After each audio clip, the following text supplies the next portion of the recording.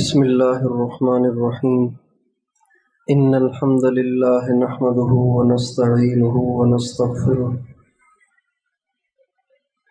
من يهده الله فلا مضل له ومن يضلل فلا هادي له وأشهد أن لا إله إلا الله وحده لا شريك له وأشهد أن سيدنا ونبينا وحبيبنا وشفيعنا وقرة أعيننا محمدا عبده ورسوله صلی اللہ تبارک و تعالی علیہ وعلی آلہ واصحابہ وازواجہ وذریتہ وبارک وسلم تسلیما کثیرا اما بعد فاعوذ باللہ من الشیطان الرجیم بسم اللہ الرحمن الرحیم فإنها لا تعمى الأبصار ولكن تعمى القلوب التي في الصدور وقال النبي صلى الله عليه وسلم إن في الجسد لمضغة إذا صلحت صلح الجسد كله وإذا فسدت فسد الجسد كله ألا وهي القلب سبحان ربك رب العزة عما يصفون وسلام على المرسلين والحمد لله رب العالمين اللهم صل على سيدنا محمد وعلى آل سيدنا محمد وبارک وسلم۔ میرے محترم بھائی اور دوستو،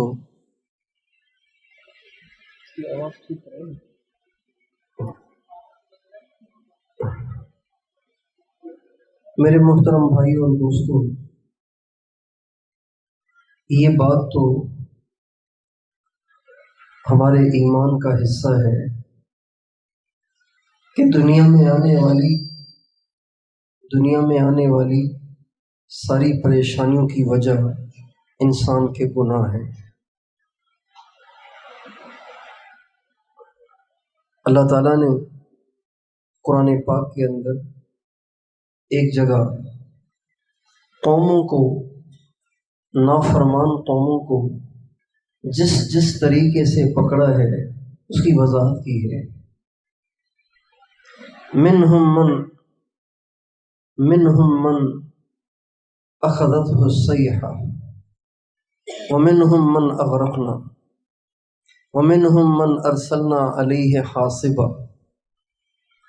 اللہ تعالیٰ فرماتے ہیں بعض نافرمان قوموں کو ہم نے فرشتے کی چنگھاڑ سے ہلاک کیا، اور بعض نافرمان قوموں پہ ہم نے پتھروں کی برسات برسائی، اور بعض نافرمان قوموں کو وَمِنْهُمْ مَنْ خَسَفْنَا بِهِ الْأَرْضِ، بعضوں کو ہم نے زمین میں دھنسایا اور بعضوں کو ہم نے پانی میں غرق کر دیا۔ مختلف طریقوں سے قوموں کو پکڑا ہے۔ آگے اللہ تعالیٰ اس کی وجہ بیان کرتے، کیوں پکڑا؟ خامخواہ نہیں پکڑا، کیوں پکڑا؟ اللہ تعالیٰ فرماتے ہیں فَكُلًّا أَخَذْنَا بِذَنبِهِ، ہم نے سب کو گناہوں کی وجہ سے پکڑا۔ فَكُلًّا أَخَذْنَا بِذَنبِهِ فَمَا كَانَ اللَّهُ لِيَظْلِمَهُمْ وَلَكِنْ كَانُوا أَنفُسَهُمْ يَظْلِمُونَ۔ اللہ کہتے ہیں میں نے کوئی ان پہ زیادتی نہیں کی، وہ خود ہی تھے ایسے۔ یہ ہمارے ایمان کا حصہ ہے، ہمارے ایمان کا تقاضا ہے، یہ ہمارے ایمان کا نظریہ ہے کہ دنیا میں آنے والی ساری پریشانیوں کی وجہ انسان کے اپنے گناہ ہیں۔ سوال یہ پیدا ہوتا ہے کہ انسان گناہ کیوں کرتا ہے؟ گناہ کو گناہ بھی کہتا ہے، گناہ کو گناہ بھی سمجھتا ہے، پھر بھی کرتا ہے۔ کیوں کرتا ہے؟ جو جھوٹ بولتا ہے اس کو پتہ ہے کہ جھوٹ بولنا غلط ہے، جو بددیانتی کرتا ہے اس کو پتہ ہے کہ بددیانتی کرنا غلط ہے، جو گالی گلوچ کرتا ہے اسے پتہ ہے کہ یہ برا کام ہے، جو زنا کرتا ہے اس کو پتہ ہے کہ یہ غلط کام ہے، جو گانے سن رہا ہے اس کو پتہ ہے کہ گانے سننا ٹھیک نہیں ہے، جو فلم دیکھ رہا ہے، ڈرامے دیکھ رہا ہے، فیس بک، یوٹیوب کا غلط استعمال کر رہا ہے، اس کو سب پتہ ہے کہ یہ غلط ہے، پھر بھی وہ کیوں کرتا ہے؟ وہ کیوں کرتا ہے؟ نبی کریم صلی اللہ علیہ وسلم کا ارشاد ہے ترمذی شریف کی حدیث ہے، آپ علیہ السلام فرماتے ہیں انسان کے جسم میں ایک گوشت کا ٹکڑا ہے، اگر وہ ٹھیک ہو جائے، اگر وہ ایک ٹکڑا ٹھیک ہو جائے تو اس کا سارا وجود، اس کے سارے اعضاء، اس کی ساری زندگی کی کارکردگی خود بخود ٹھیک ہونا شروع ہو جاتی ہے۔ اور اگر وہ ایک جسم کا ٹکڑا خراب ہو جائے تو اس کا سارا وجود خراب ہونا شروع ہو جاتا ہے، اس کے سارے وجود کی ساری کارکردگیاں غلط ہونا شروع ہو جاتی ہیں۔ پھر آپ علیہ السلام نے فرمایا الا وہی القلب، کان کھول کر سنو، وہ گوشت کا ٹکڑا انسان کا دل ہے۔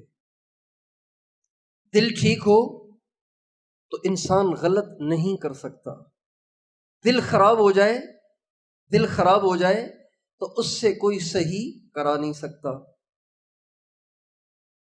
اگر کوئی غلط دیکھ رہا ہے تو اس کا غلط دیکھنا اس بات کی دلیل ہے کہ دل خراب ہو گیا۔ اگر کوئی زبان سے بے لگام ہے تو یہ اس بات کی دلیل ہے کہ اس کا دل خراب ہو گیا ہے۔ اگر کسی کی شرم کا غلط استعمال ہو رہی ہے، سمجھ جائیں کہ اس کا دل خراب ہے۔ اگر کسی کو حرام اچھا لگتا ہے، سمجھ جائیں کہ اس کا دل خراب ہو گیا ہے۔ زندگی میں کی جانے والی ہر نافرمانی کی وجہ دل کا خراب ہونا ہے۔ دل کا خراب ہونا انسان کے سارے وجود کو خراب کر دیتا ہے، اور دل کا سدھر جانا انسان کے سارے وجود کو سدھار دیتا ہے۔ دل کا سنور جانا انسان کے اعمال کو سنوار دیتا ہے، اور دل کا بگڑ جانا انسان کی زندگی کے سارے کردار کو بگاڑ دیتا ہے۔ اس لیے انبیاء علیہم الصلوات و تسلیمات بگڑی ہوئی قوموں میں آتے تھے، بگڑے ہوئے لوگوں کے پاس آتے تھے، اور بگڑے ہوئے لوگوں کے پاس آ کے محنت کی ابتدا آنکھ سے نہیں، زبان سے نہیں، کان سے نہیں، دل سے کرتے تھے۔ انبیاء علیہ السلام نے انسانوں کو سدھارنے کے لیے اپنی محنت کا میدان انسانوں کے دلوں کو بنایا۔ دل سدھر جائے گا تو انسان بھی سدھر جائے گا، دل بگڑا رہے گا تو انسان ہر زور لگانے کے بعد بھی نہیں سدھرے گا، وہ غلطی کام کرے گا۔ اچھا، دل کا سدھرنا کیا ہے اور دل کا بگڑنا کیا ہے؟ دل کا بگڑنا یہ نہیں ہے کہ اس کے 2 وال بند ہو جائے، 3 وال بند ہو جائے، لہٰذا اب اس دل کے بنانے کا طریقہ یہ ہے کہ اس کا بائی پاس کرو۔ یہ دل کا بگڑنا نہیں ہے۔ دل کا بگڑنا کیا ہے؟ دل کا بگڑنا اور دل کا سدھرنا یہ ہے کہ انسان کا دل دنیا کی طرف کھنچتا ہے، آخرت سے اس کا دل اچاٹ ہوتا ہے۔ دنیا کی طرف کھنچے گا، آخرت سے اچاٹ ہوگا، مخلوق کی طرف کھنچے گا، اللہ سے اچاٹ ہوگا، مال کی طرف کھنچے گا، اعمال سے اچاٹ ہوگا۔ یہ دل کا بگاڑ ہے۔ اگر دنیا کے کپڑے اچھے لگ رہے ہیں، دنیا کے گھر اچھے لگ رہے ہیں، دنیا کی گاڑیاں اچھی لگ رہی ہیں، دنیا کی عورتیں اچھی لگ رہی ہیں، دنیا کی عزت اور شہرت اچھی لگ رہی ہے، دنیا کے عہدے اچھے لگ رہے ہیں، لیکن جنت کی فکر ہی نہیں ہے کہ جنت میں میرا مقام اعلیٰ سے اعلیٰ ہو، اور جنت میں میرا داخلہ ہو، اور جہنم کی آگ سے مجھے چھٹکارا ہو۔ اگر اس کی فکر نہیں ہے تو یہ اس بات کی دلیل ہے کہ دل بگڑا ہوا ہے۔ دل کا بگڑنا دنیا کی محبت کا آ جانا، اور دل کا سدھرنا دنیا کی محبت کا دل سے نکل جانا۔ اگر دل کو آخرت کا شوق ہے، اور دل کے سامنے قیامت کی پیشی ہے، اور دل کے سامنے اللہ کی عظمت ہے، اور دل کے سامنے اعمال کی حقیقت ہے اور اعمال کی قیمت ہے، اور دل کو جنت کا شوق لگا ہوا ہے، نبی پاک علیہ السلام کی شفاعت کی فکر لگی ہوئی ہے، جہنم سے بچنے کی فکر لگی ہوئی ہے، یہ اس بات کی دلیل ہے کہ دل بنا ہوا ہے۔ اور اگر دل دنیا کے پیسوں کی وجہ سے، اللہ کو بھی ناراض کرنے پہ تیار ہے اور نبی کے طریقوں کو بھی توڑنے کے لیے تیار ہے، یہ اس بات کی دلیل ہے کہ دل بگڑا ہوا ہے۔ آخرت کی طرف دل کا رجحان اور میلان، یہ دل کا سدھار ہے۔ نبی کریم صلی اللہ علیہ وسلم ایک دفعہ مسجد میں تشریف لائے تو آپ نے اپنے ایک صحابی کو دیکھا کہ وہ لیٹے ہوئے تھے۔ آپ علیہ السلام نے ان کو پاؤں سے ہلایا تو وہ جاگ گئے، آنکھ کھولی۔ آپ نے فرمایا کیف اصبحت یا حارثہ، حارثہ کیا حال ہے، رات کیسی گزری، رات کیسی گزری، صبح کس حال میں کی، یعنی رات کیسے گزری؟ کہنے لگے اصبحت مؤمنا حقا، یا رسول اللہ میں نے پکے ایمان کے ساتھ صبح کی ہے، یعنی ساری رات میری ایمان کی کیفیات کے ساتھ گزری ہے۔ آپ نے فرمایا لکل قول حقیقہ فما حقیقت قولک، حارثہ ہر بات کی ایک دلیل ہوتی ہے، ہر دعوے کی ایک دلیل ہوتی ہے، تیرے پاس بھی اپنے دعوے کی کوئی دلیل ہے؟ کہاں یا رسول اللہ؟ فرمایا کیا دلیل ہے؟ کہ یا رسول اللہ ساری رات میری اس حال میں گزری ہے کأنی انظر الی اہل الجنت یتزاورون، مجھے ایسے لگ رہا ہے جیسے جنت والے میری آنکھوں کے سامنے گھوم رہے ہیں۔ جنت کے مناظر آنکھوں کے سامنے گھومتے ہی رہتے ہیں، پھرتے ہی رہتے ہیں۔ وَكَأَنِّي أَنظُرُ إِلَىٰ أَهْلِ النَّارِ يَتَعَاوُونَ، اور جہنم کی تصویر بھی ہر وقت میری نگاہوں کے سامنے پھرتی رہتی ہے۔ مجھے ایسے لگ رہا ہے جیسے میں دیکھ رہا ہوں کہ جہنم والے جنت میں چیخ رہے ہیں، پکار رہے ہیں اور بھونک رہے ہیں، کتے کی طرح بھونک رہے ہیں۔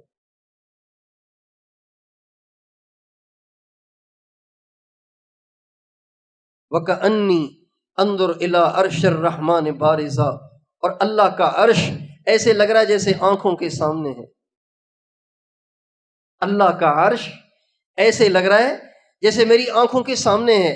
آپ نے فرمایا عرفت فالزم، عرفت فالزم، تجھے ایمان کا نور حاصل ہو گیا ہے، اس پہ پکے رہنا،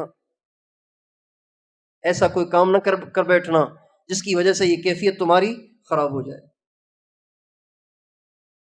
دل کا سدھرنا یہ ہے، دل کا سدھرنا یہ ہے، دل کا سدھرنا یہ ہے کہ یہاں کے گھر کی فکر نہ ہو، آگے کے گھر کی فکر ہو۔ سرکار دو عالم صلی اللہ علیہ وسلم ایک دفعہ تشریف لے جا رہے تھے تو آپ نے اپنے ایک صحابی حضرت عبداللہ ابن عمر رضی اللہ عنہما کو دیکھا کہ وہ اپنی والدہ کے ساتھ اپنے گھر کی دیوار کی لپائی کر رہے تھے۔ کچی دیواریں ہوتی ہیں نا، تو پانی لگنے سے ان کی مٹی ٹوٹنا شروع ہو جاتی ہے، گرنا شروع ہو جاتی ہے، تو دیواروں کی جڑیں کمزور ہو جاتی ہیں، تو لوگ پھر اس کی لپائی کرتے ہیں، گارا بناتے ہیں، اس کی لپائی کرتے ہیں، اس سے دیوار دوبارہ مضبوط ہو جاتی ہے۔ عبداللہ ابن عمر نے اپنی والدہ کے ساتھ بیٹھ کے اپنے گھر کی دیوار کی باہر سے لپائی کر رہے ہیں۔ نبی پاک علیہ السلام کا گزر ہوا، آپ نے فرمایا عبداللہ یہ کیا کر رہے ہو؟ کہ یا رسول اللہ گھر کی دیوار کمزور ہو گئی تھی تو میری امی نے کہا بیٹا گارا بناؤ، مل کے لپائی کر لیتے ہیں تاکہ دیوار گرنے سے بچ جائے۔ آپ نے فرمایا عبداللہ لعل الامر اعجل من ذلک، عبداللہ شاید تیری موت اس دیوار کے گرنے سے پہلے آ جائے۔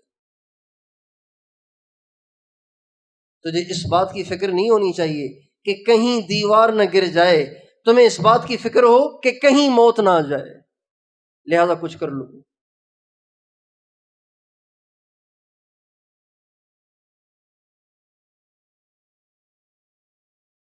ایک دفعہ ہمارے نبی نے وضو کیا، ایک دفعہ ہمارے نبی نے آپ پیشاب کی حاجت سے فارغ ہوئے، پیشاب کی حاجت سے فارغ ہوتے ہی آپ علیہ السلام نے دیوار پہ ہاتھ مارے اور تیمم کر لیا۔ عبداللہ ابن عباس کہتے ہیں، ابو داؤد کی حدیث ہے، عبداللہ ابن عباس کہتے ہیں میں نے نبی پاک علیہ السلام سے کہا رسول اللہ اذ الماء منک قریب، پانی تو قریب ہی رکھا ہوا ہے، آپ نے تیمم کر لیا، تو تیمم کے لیے تو ضروری ہے کہ پانی دور ہو، اس تک رسائی مشکل ہو، تو پانی تو قریب ہی رکھا ہوا ہے، آپ نے تیمم کر لیا، آپ چند قدم چل کے تشریف لاتے اور آ کے وضو کر لیتے. آپ نے فرمایا عبداللہ وما یدرینی لعلی لا ابلغہ، عبداللہ مجھے کیا خبر یہ چند قدم میں چل کر پانی تک پہنچ جاؤں گا یا اس سے پہلے ہی دنیا سے چلا جاؤں گا.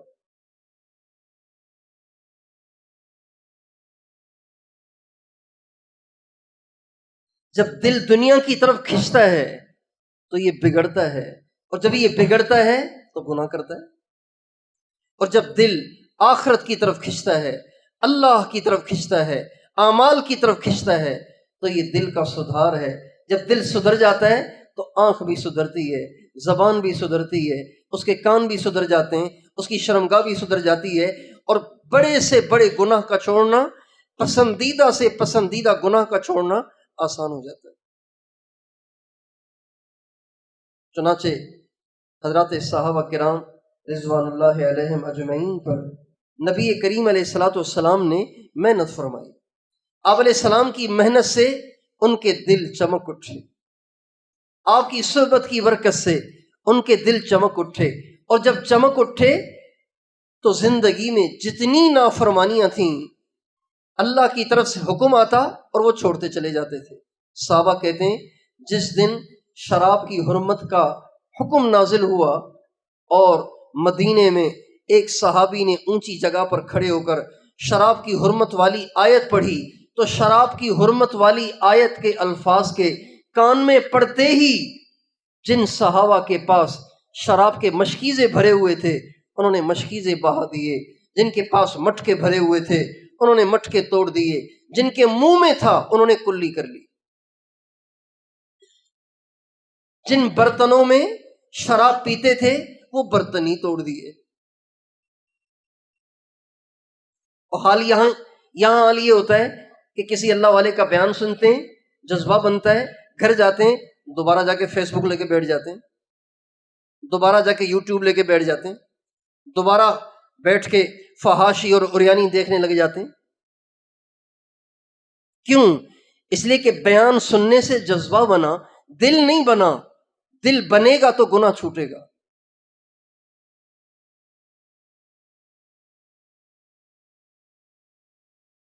دل کا بننا، دل کا بنانا، دل بنانے کی محنت کرنا یہ فرض عین ہے. یہ کیا ہے؟ فرض عین. فرض عین اسے کہتے ہیں جو ہر فرد کے لیے لازم ہو، جس کے بغیر نجات ہی نہ ہو. جیسے نماز فرض عین ہے، باپ نماز پڑھ لے تو بچوں سے ساکت نہیں ہو جائے گی، بچے پڑھیں گے تو بوڑھے باپ سے ساکت نہیں ہوگی، خاوند پڑھے تو بیوی سے ساکت نہیں ہوتی، بیوی پڑھے تو خاوند سے ساکت نہیں ہوتی، سب کو پڑھنی ہے. جیسے نماز پڑھنا فرض عین ہے، اپنے دل کو سدھارنا، اپنے دل کو دنیا سے کاٹنا، اپنے دل کو آخرت کی فکر سے منور کرنا، اللہ کی محبت سے منور کرنا، اللہ کی عظمت سے منور کرنا، نبی پاک علیہ السلام کی محبت سے منور کرنا، یہ بھی فرض عین ہے. اس لیے اللہ تعالیٰ نے دل کی صفائی اور دل کے تزکیے اور دل کی اصلاح اور دل کے سدھار پر کامیابی کو منحصر کر دیا. اللہ تعالیٰ قرآن پاک میں 11 قسمیں کھا کے فرماتے ہیں والشمس وضحاها والقمر اذا تلاها والنهار اذا جلاها والليل اذا يغشاها والسماء وما بناها والارض وما طحاها ونفس وما سواها فألهمها فجورها وتقواها قد افلح من زکاها وقد خاب من دساها. 11 قسمیں یا 7 قسمیں کھا کے اللہ تعالیٰ اس بات کو موقت کر رہے ہیں، اس بات کو مضبوط کر رہے ہیں، اس بات کو مدلل کر رہے ہیں کہ جب تک تمہارے نفس کا تزکیہ نہ ہو، جب تک تمہارا دل نہ سدھرے، جب تک تمہارے اندر سے گناہوں کی خواہش ختم نہ ہو، تم کامیاب نہیں ہو سکتے. قد افلح من زکاها قد افلح من تزکا وقد خاب من دساها. جب تک تم اپنے نفس کا تزکیہ نہ کرو، اپنے نفس کو دنیا سے کاٹ کے آخرت کی طرف متوجہ نہ کرو، مخلوق سے کاٹ کے اللہ سے نہ جوڑو، مال سے کاٹ کے اعمال سے نہ جوڑو، تب تک کامیابی نہیں ہے۔ اس لیے کہ دل کے سدھرے بغیر انسان گناہوں کو چھوڑ ہی نہیں سکتا۔ بہت سے لوگ نماز پڑھتے ہیں لیکن نماز کے ساتھ کبیرہ گناہ بھی کر رہے ہوتے ہیں، ہاتھ میں تسبیح بھی چل رہی ہوتی ہے، ساتھ ساتھ گالیاں بھی دے رہے ہوتے ہیں، قرآن بھی پڑھ رہے ہوتے ہیں، گانے بھی سن رہے ہوتے ہیں، پہلی صف میں نماز پڑھ رہے ہوتے ہیں اور بیوی کی پٹائی کر رہے ہوتے ہیں،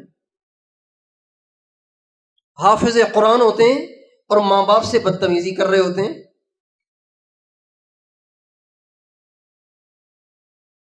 کبیرہ گناہ نہیں چھوڑتے، اللہ کی نافرمانی نہیں چھوڑتے، اس لیے کہ قرآن تو پڑھا، نماز تو پڑھی، حج تو کیا، نیکیاں تو کی، لیکن دل کو سدھارا نہیں ہے، اس لیے دل دنیا کی محبت سے بھرا ہوا ہے۔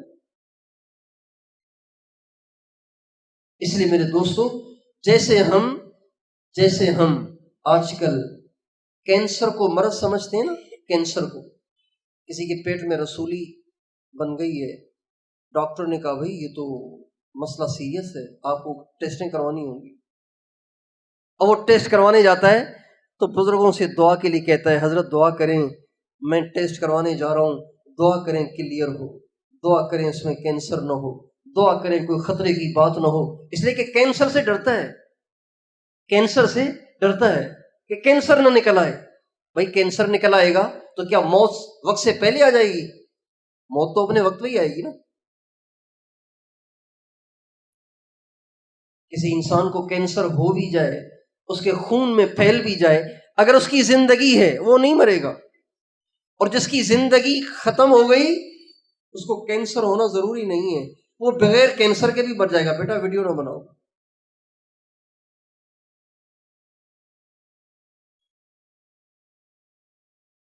لکم میعاد یوم، مرنے کا دن مقرر ہے۔ اللہ تعالیٰ قرآن پاک میں فرماتے ہیں لکم میعاد یوم، تمہارے مرنے کا دن مقرر ہے، فلا تستأخرون ساعۃ ولا تستقدمون، ایک گھڑی پہلے نہیں مرو گے، ایک گھڑی اپنے مرنے کے وقت کے بعد جی نہیں سکتے۔ موت کا وقت بھی مقرر، دن بھی مقرر، گھڑی بھی مقرر، گھنٹہ بھی مقرر، منٹ اور سیکنڈ بھی مقرر ہے، جگہ بھی مقرر ہے، کہاں مرنا ہے۔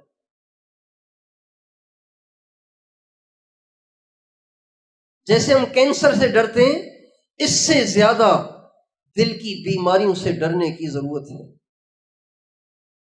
کینسر کا مریض اگر کینسر میں مر گیا تو جہنم میں نہیں جائے گا، چونکہ یہ کہیں نہیں کہا گیا کہ جو کینسر میں مرا وہ جہنم میں جائے گا، لیکن اگر دل کے امراض کے ساتھ مر گیا، دل میں دنیا کی محبت لے کے مر گیا، مال کی محبت لے کے مر گیا، اللہ کے غیر کی محبت لے کے مر گیا، دنیا کی عشق معشوقی میں مر گیا تو دوزخ میں جائے گا۔ وہ کہتے ہیں محبت عبادت ہے، محبت عبادت نہیں، محبت فسق و فجور ہے۔ جس محبت کو وہ عبادت کہتے ہیں وہ محبت عبادت نہیں ہے، وہ محبت تو فسق و فجور ہے۔ وہ محبت کرنے والے بھی فاسق، عشق کرنے والے بھی فاسق، اوروں کو چاہنے والے بھی فاسق اور فاجر اور اللہ کے نافرمان ہیں، اسی حال میں مریں گے جہنم میں جائیں گے۔ اللہ تعالیٰ کو یہ بات ایک منٹ کے لیے بھی قابل قبول نہیں ہے کہ بندے کے دل میں اللہ کے سوا کوئی اور ہو۔ اللہ پاک کو یہ بات ایک منٹ کے لیے گوارا نہیں ہے کہ بندے کے دل میں اللہ کے سوا کوئی اور ہو، اگر ہو تو اللہ کی وجہ سے ہو۔ ہمیں حضور سے محبت ہے نا، ہمیں حضور سے محبت ہے، ہمیں اپنے نبی سے محبت ہے، ہمیں اپنے آقا سے محبت ہے، کیوں؟ اللہ کی وجہ سے۔ ہمیں اپنے نبی کے اہل بیت سے محبت ہے، کیوں؟ اللہ کی وجہ سے۔ ہمیں اپنے نبی کے صحابہ سے محبت ہے، کیوں؟ اللہ کی وجہ سے۔ اہل اللہ سے محبت ہے، کیوں؟ اللہ کی وجہ سے۔ بچوں سے محبت کرنی ہے اللہ کی وجہ سے، بیوی سے محبت کرنی ہے اللہ کی وجہ سے، ماں باپ سے محبت کرنی ہے اللہ کی وجہ سے۔ اور جو محبت اللہ کی وجہ سے نہیں ہے، اللہ پاک کو ایک منٹ کے لیے گوارا نہیں ہے۔ اللہ پاک کو غیرت آ جاتی ہے، میرا بندہ ہو کے میرے گھر میں میرے غیر کو بٹھایا ہوا ہے۔ اگر کوئی خاوند گھر میں داخل ہو اور اس کے پلنگ پر اس کی بیوی کے ساتھ کوئی اور غیر بیٹھا ہو تو بتائیے اس خاوند کا کیا حال ہوگا؟ اس کے دل پہ کیا بیتے گی؟ اس کے غصے کا کیا عالم ہوگا؟ اس کی غیرت کو کتنا جوش آئے گا؟ اس سے ہزاروں گنا زیادہ اللہ کی غیرت کو جوش آتا ہے جب اس کا بندہ اس کے غیر پہ مرتا ہے، اس کے غیر سے محبت کے دعوے کرتا ہے، اس کے غیر سے محبت اور عشق کی باتیں کرتا ہے، اللہ پاک کو اس سے زیادہ غیرت آتی ہے۔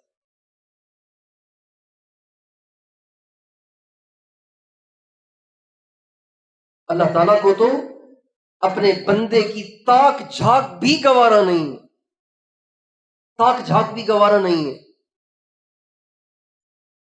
علامہ آلوسی رحمۃ اللہ علیہ نے روح المعانی میں ایک قصہ لکھا ہے۔ وہ فرماتے ہیں کہ یوسف علیہ السلام جیل میں تھے۔ یوسف علیہ السلام زلیخا کے کیس میں جیل میں ڈال دیے گئے۔ تو جیل میں ان کے ساتھ اور بھی قیدی تھے، انہوں نے ایک خواب دیکھا۔ یوسف علیہ السلام نے ان کو تعبیر بتائی۔ ایک سے کہا تو سولی چڑھ جائے گا، اور دوسرے سے کہا تو رہا ہو جائے گا۔ اور اللہ کی شان ایسے ہی ہوا، ایک رہا ہو گیا، ایک سولی چڑھ گیا۔ جو رہا ہوا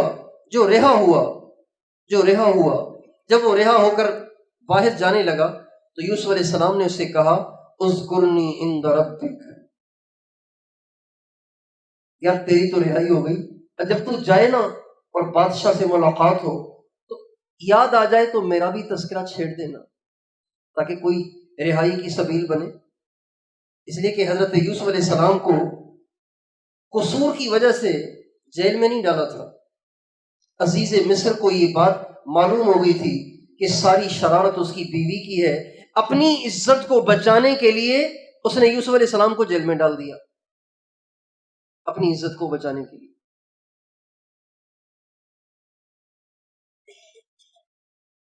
تو اب اپنی عزت کو بچانے کے لیے ڈالا تھا تو 2 مہینے 4 مہینے 6 مہینے نکال دینا چاہیے، ایسے لگ رہا تھا جیسے ڈال کے بھول ہی گیا۔ اب حضرت یوسف علیہ السلام کو اس وقت 5 سال گزر گئے ہیں بے گناہ جیل میں گزارتے ہوئے۔ جب ایک قیدی رہا ہو کر جانے لگا تو یوسف علیہ السلام نے کہا اذکرنی عند ربک، عزیز مصر سے ملاقات ہو تو میرا بھی تذکرہ کر دینا، شاید وہ بھول گیا ہے تاکہ میری بھی رہائی کی کوئی صورت بن جائے۔ جب اس کو کہا اور وہ باہر گیا تو آسمان سے حضرت جبریل آ گیا یوسف علیہ السلام کے پاس اور کہا یوسف، اللہ تعالیٰ پوچھ رہے ہیں من استنقذک من اخوتک اذا ہم بک ان یقتلوک، یوسف تجھے یاد ہے جب تو چھوٹا سا تھا، تیرے بھائی حسد میں آ کے تجھے قتل کرنا چاہتے تھے، وہاں تجھے کس نے بچایا؟ کہا انت یا رب، اللہ آپ نے بچایا۔ جبریل نے ایک اور سوال کیا اللہ کی طرف سے، فمن استنقذک من الجب اذا القوک فیہ، انہوں نے تمہیں کنویں میں پھینک دیا تھا، تو کنویں میں تو انسان زندہ نہیں رہتا نا، ویران سنسان غیر آباد کنواں، اس میں تو مر جانا چاہیے، وہاں تجھے کس نے بچایا؟ کہا اللہ آپ نے بچایا۔ فرمایا فمن استنقذک من المرأة اذ ہمت بک، زلیخا نے تجھ سے برائی کرانا چاہی، وہاں تجھے کس نے بچایا؟ کہ اللہ آپ نے بچایا۔ تو فرمایا فما بالک نسیتنی وذکرت آدمیا، آج تجھے کیا ہو گیا کہ تجھے میں یاد نہیں آیا، تو انسانوں سے کہتا پھرتا ہے، مجھ سے نہیں کہہ رہا تو کہ اللہ میاں رہائی دے دے، رہا ہونے والے قیدی سے کہہ رہا ہے کہ بادشاہ کے سامنے تذکرہ کر دینا۔ یوسف علیہ السلام کہنے لگے کلمۃ تکلم بہا لسانی، اللہ غلطی ہو گئی، مجھے معاف کر دے، میں معافی چاہتا ہوں۔ اللہ تعالیٰ نے فرمایا یوسف یہ چھوٹی غلطی نہیں ہے، یہ بڑی غلطی ہے، میری عزت کی قسم 7 برس تجھے جیل میں اور رکھوں گا۔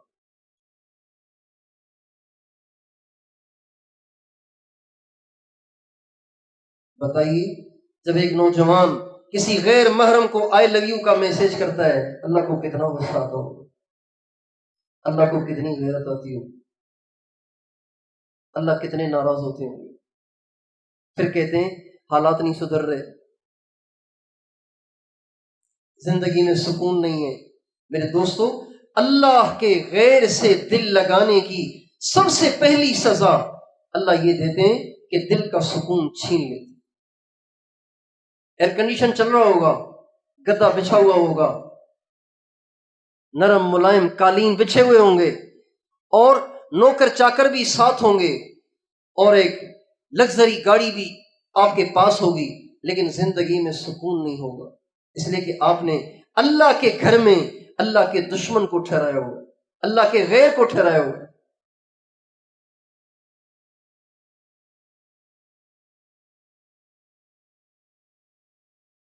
میرے دوستو، دل کا بنانا گھر بنانے سے زیادہ ضروری ہے۔ دل کا بنانا اپنے وجود کو بنانے سے زیادہ ضروری ہے۔ جتنی ہمیں اپنے کپڑوں کی فکر رہتی ہے، اپنی گاڑی کی فکر رہتی ہے، اپنے گھر کی فکر رہتی ہے، اپنی شکل کی فکر رہتی ہے، اس سے زیادہ اس بات کی فکر کرنے کی ضرورت ہے کہ دل بن جائے، دل منور ہو جائے، دل سنور جائے۔ دل سنور جائے گا، اعمال سنور جائیں گے، دل سنور جائے گا، اخلاق سنور جائیں گے، دل سنور جائے گا، کردار سنور جائے گا، دل سنور جائے گا، زندگی سنور جائے گی۔ جب زندگی سنور جائے گی، اعمال سنور جائیں گے تو اللہ بھی راضی ہو جائیں گے، آخرت بھی سنور جائے گی۔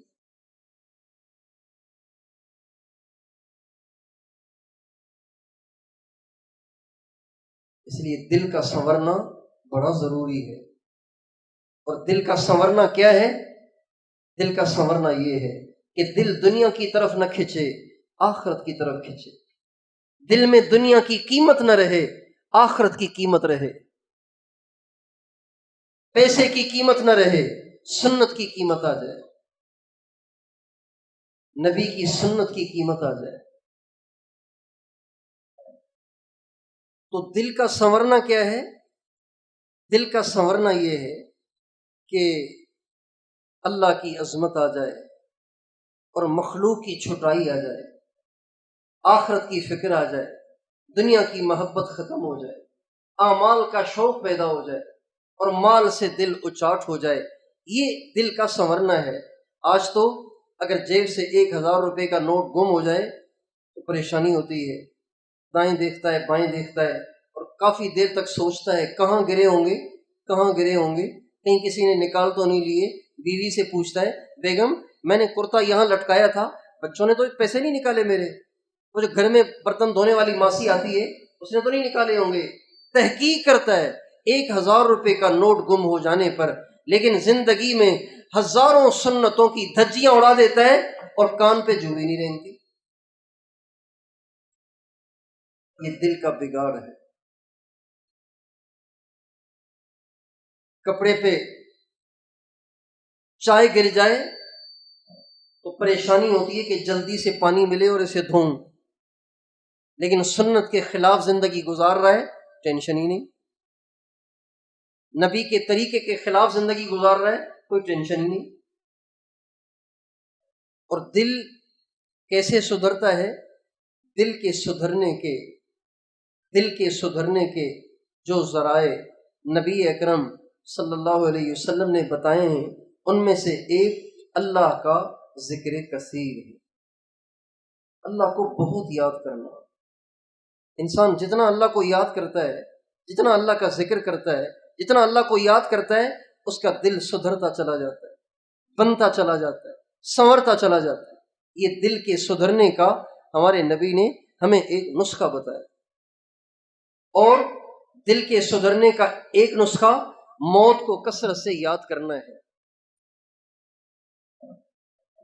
دل کے سدھرنے کا ایک اور نسخہ موت کو کثرت سے یاد کرنا۔ اس بات کا تصور رکھنا کہ ایک دن مرنا ہے، ایک دن قبر میں جانا ہے، ایک دن اللہ کے سامنے پیش ہونا ہے۔ جس انسان کو موت یاد ہو، اپنا مر جانا اس کے تصور میں ہو، کبھی وہ گناہ نہیں کر سکتا۔ جس مریض کو ڈاکٹر جواب دے دیتے ہیں اور کہہ دیتے ہیں اجی اس کا علاج اب نہیں ہو سکتا، ابھی یہ چند دن کا مہمان ہے، اس کو گھر لے جاؤ اور اس کی خدمت کرو، اس مریض سے اگر آپ پوچھیں کہ بھائی بتاؤ آج کون سی فلم دیکھنی ہے، تو وہ فلم دیکھنے کے لیے تیار ہوگا، اس کو گانے سننے میں مزہ آئے گا، اس کو ہنسی کی باتوں سے ہنسی آئے گی، اس کا دل دنیا کی طرف کھینچے گا؟ نہیں کھینچے گا، اس لیے کہ 4 دن کے بعد اس نے مرنا ہے، 1 ہفتے کے بعد اس نے مرنا ہے۔ جبکہ مسلمان کو تو ہر پل ہر گھڑی موت یاد رہنی چاہیے۔ تو ہمارے نبی نے فرمایا دل کے سدھرنے کا ایک ذریعہ موت کو کثرت سے یاد کرنا، اور تیسرا ذریعہ ہمارے نبی نے دل کے سدھرنے کا بتایا، قرآن پاک کی تلاوت کو کثرت سے کیا جائے، قرآن پاک کی تلاوت کثرت سے کی جائے۔ قرآن پاک کی تلاوت سے انسان کا دل سدھرتا اور سنورتا ہے اور اس کا بگاڑ ختم ہوتا ہے۔ اور ایک ذریعہ دل کے سدھرنے کا وہ اہل اللہ کی صحبت ہے۔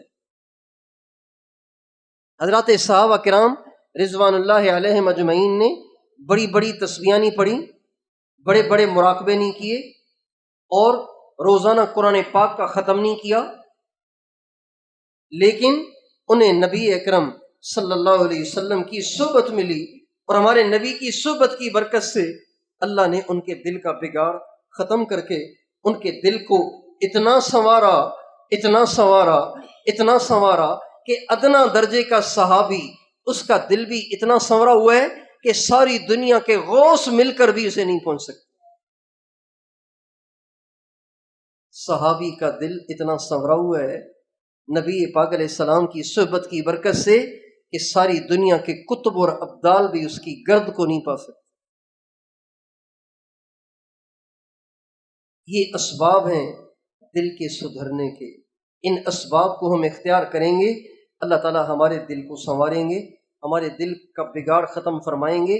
جب دل سدھر جائے گا تو زندگی کے سارے گناہ بھی ہم سے چھوٹ جائیں گے۔ تو آپ سارے دوستوں سے درخواست ہے کہ اب تک ہم سے جو اس میں کمی کوتاہی ہوئی ہے اس پر میں آپ استغفار کر لیں، اور آئندہ ہم اس بات کی فکر اوڑھ لیں کہ ہم نے اپنے دل پہ محنت کریں گے انشاءاللہ، اپنے دلوں کی فکر کریں گے انشاءاللہ، اپنے دلوں کی فکر کریں گے نا انشاءاللہ، اور دل کے سدھرنے کے جو اسباب ہیں اس کو اختیار کریں۔ اللہ کا ذکر کثیر، موت کو یاد رکھنا، تلاوت کلام پاک اور اہل اللہ کی صحبت۔ اللہ تعالیٰ مجھے اور